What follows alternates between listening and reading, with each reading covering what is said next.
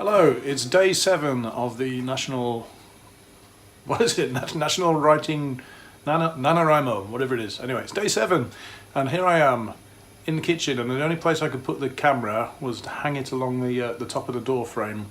Well, it's not frame, but where the Japanese do have a little noren, a curtain between rooms, and this is hanging from the curtain rail like that.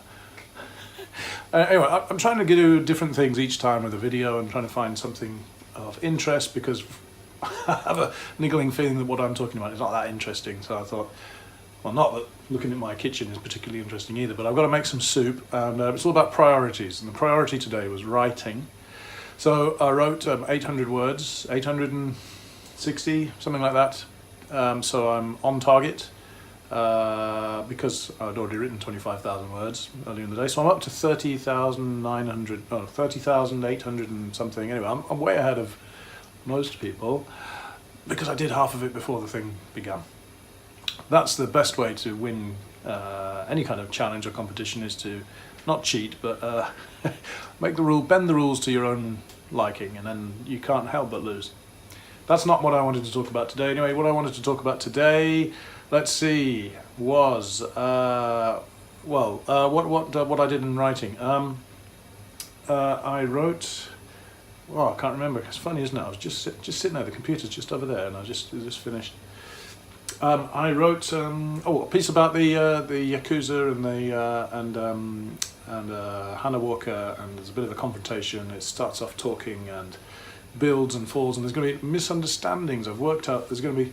You could read the scene in 3 ways, or at least the main character, Hannah, reads it one way, the Yakuza reads it another way, and the reader reads it another way, and then it's all going to come together at the end with a new interpretation of what that meant.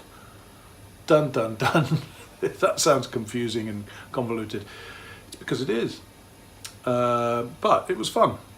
If it comes off, I don't know if it will or not. My tip of the day today, I'm going to try and make this quick. I've got to make some soup before the missus gets back. And I've got various other jobs, and I didn't do the washing and blah blah blah blah blah. But anyway, the tip of the day is keep reading. Please keep reading and read good stuff. Now, some people say, oh, you shouldn't be reading, or if you read lots of novels, then when you're writing a novel, if you're reading a novel, that will somehow enter into your novel, and it will somehow ruin the purity of what you're working on. Poppycock, I say, poppycock. Well, what I mean by that is, fine, if you're reading good books and some of it leaks into the book that you've written, great. Make sure you're reading good books. So, although I could keep recommending craft books and stuff for writers, and I will keep recommending craft books for writers, because that is important, more important is read good books. Now, read good books in your genre, and read good books that are just good books, just so you can get a taste of good writing that maybe will widen your horizon.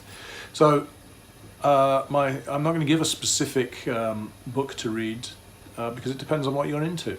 But read good authors, and by that I mean not necessarily literary authors, and not necessarily just big selling authors. Just people who you reckon can write well, and if they can write well, if some of their writing rubs off on what you're doing, great. If you want an actual recommendation, I'd say anything by Kurt Vonnegut, but that's just my personal thing. Or British people love what's his name, Graham Greene. I mean, if you write any kind of slightly humorous, sardonic, today's word is sardonic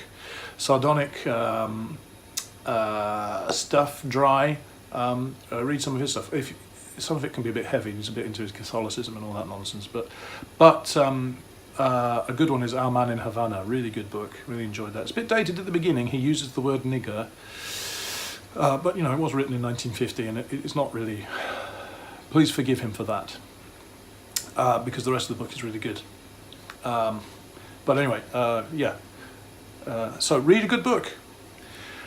Today's misremembered quote is from James Baldwin, who said, hold on, young people will invariably not listen to their elders, but they will always imitate them. Something like that. Dun dun dun. Happy writing and good cooking. Okay. See you tomorrow.